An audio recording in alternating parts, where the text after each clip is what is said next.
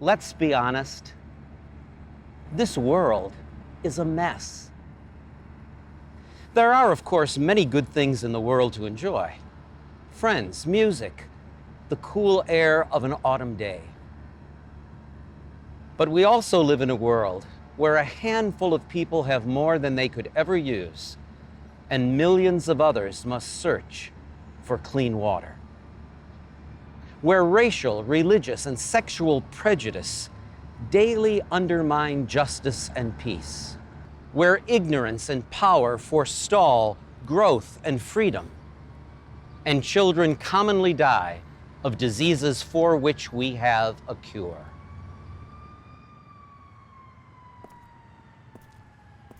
How do we exist in such a world? How do we live in the presence of so much that is wrong? We move inward or we move outward. We become defensive or we become creative. We build a wall or we build a bridge. An inward movement is sensible in many ways. We circle the wagons to construct a small, safe space in which to live. There, surrounded by the people we love, we enjoy the blessings that are ours. We breathe easier because we believe that our home, our neighborhood, our country is secure. But that is why it is so devastating when our defenses fail. When there is a drug problem in our home, a shooting at our school, a terrorist attack in our country, our presumption of safety is shattered. It then becomes obvious that moving inward is not enough. Fortifying our defenses is not always successful. The walls we build have holes, which evil can too easily exploit.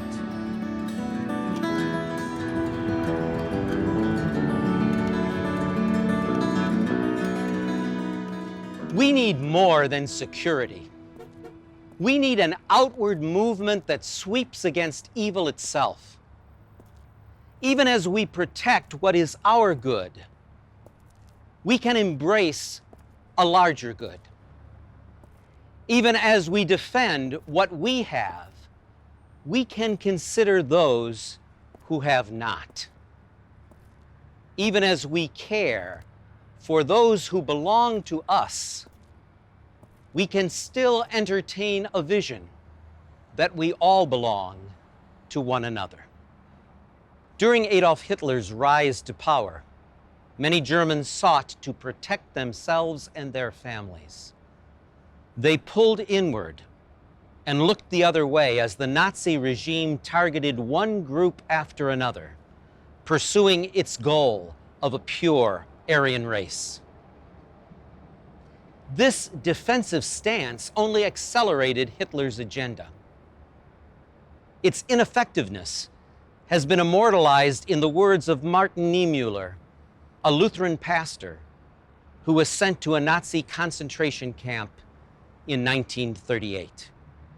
He wrote, "First, they came for the communists, and I did not speak out because I was not a communist. Then they came for the trade unionists, and I did not speak out because I was not a trade unionist. Then they came for the Jews, and I did not speak out because I was not a Jew. Then they came for me, and there was no one left to speak out for me." If we want someone to speak out for us, we must speak out for others. It is through our connection with one another that evil can be defeated.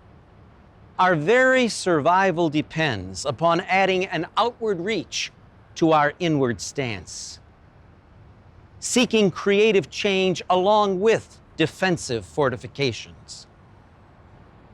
building a bridge, not simply a wall.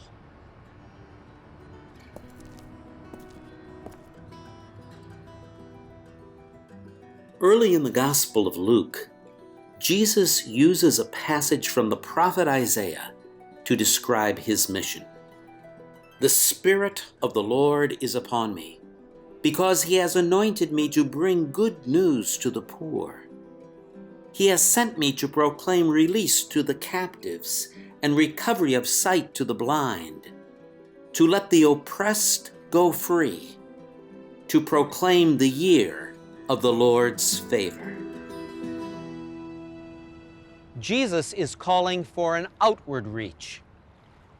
He announces God's desire to clean up the mess of our world. To be Christ's disciples, then, we must do more than protect the good that is ours. Avoiding sin, saying our prayers, going to church are not enough. Followers of Jesus must take up God's work of changing this crippled world.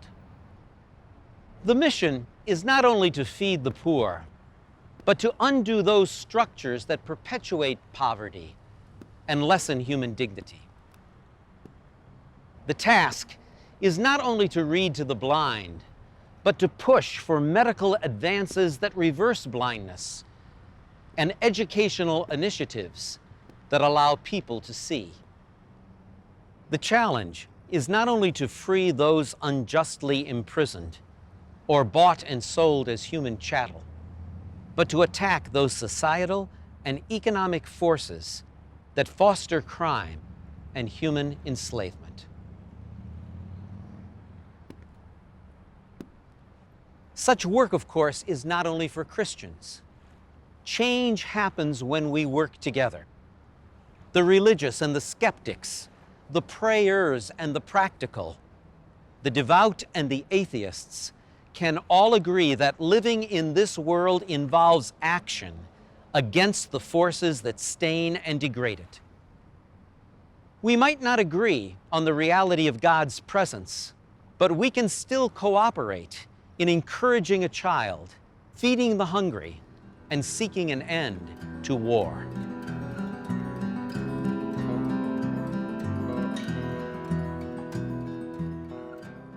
The defeat of evil is a world project. Bridges that work must be wide enough to bear the weight of many. Narrow and partisan constructions only add to the mess around us. Our vision must go far enough to reach the other side. Walls are fine as far as they stand. But if the eyes of the blind are to open, if the oppressed are to be free, if the poor are to rejoice, we must become bridge builders together.